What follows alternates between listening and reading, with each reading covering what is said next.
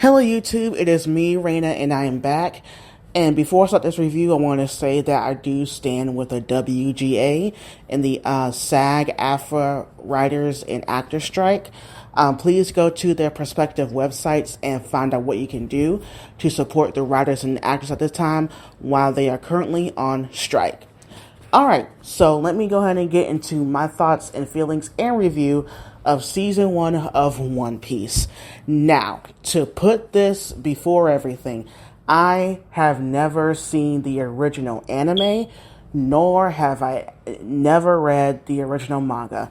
I've known of One Piece, but I never knew what it was about, the characters, the world, or anything. I just remember seeing like gifs of it or a commercial of it back in the day or whatever, but I never watched One Piece. So when Netflix announced that they were going to do this, I was nervous because the Cowboy Bebop, live action was not satisfying at all. It was not done right.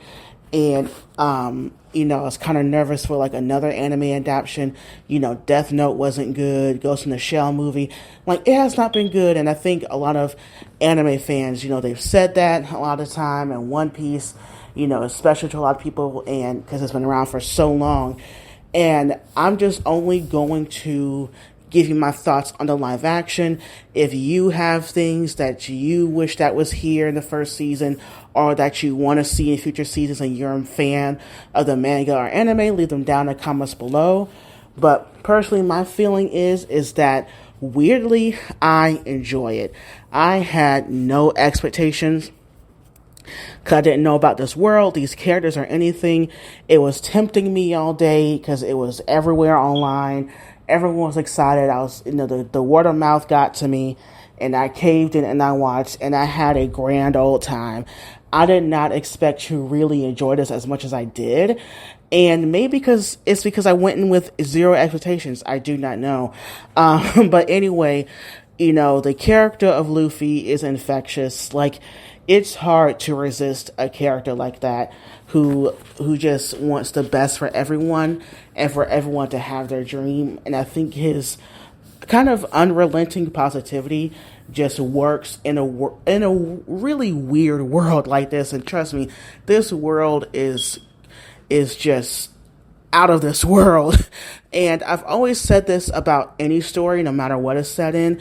The world can be cuckoo bananas, it could be timey-wimey, it could be whatever, but as long as the characters and story hits, that's all that matters to me. And this is that show. This show is crazy, trust me. The people in it, the plot lines and the story and the powers and everything. But what really got me are the characters. The whole Straw Hat crew, I loved how they really focused on each character, gave them episodes, even gave them 2 episodes so you really get to know the characters.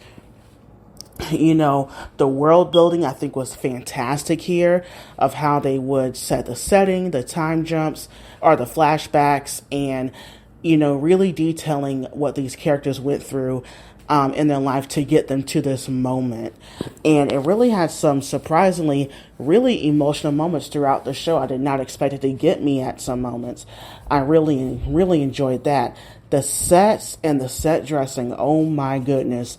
It really immerses you in this world when you have great sets. I mean, the ships, the houses, the interior, the set design is immaculate. And you could tell that they had really great attention to detail because nothing felt out of place. The costuming was great. And with this show, the original person, I think his name is Oda, sorry if I mispronounced that, who did the original anime and the manga, was really heavily involved with the show. You could tell, and I bet a lot of fans who read the manga and anime can point out a lot of Easter eggs throughout the show, and it really shows the love and care that they put into this. I mean, every single hairdo, every single makeup, the prosthetics were outstanding, especially on the fish people. I thought that was great. That could have really been hard to do considering how they're the main villains of the show, but it was amazing, especially on other people, with the monsters and, like I said, the special effects, especially on, the second episode with Buggy the Clown, of how he dismembers his body. I thought the way that was done was amazing. The action set pieces are amazing.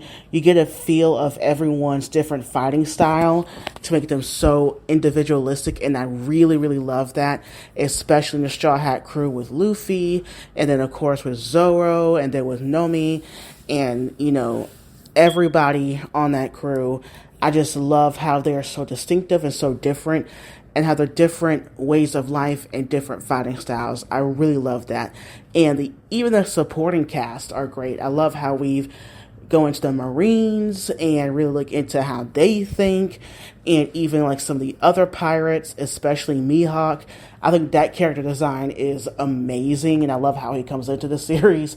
It's so bombastic and so extra. I mean, the whole entire show is, and I love it, and it has a great big heart, and I just still am so surprised on how much I enjoyed this show.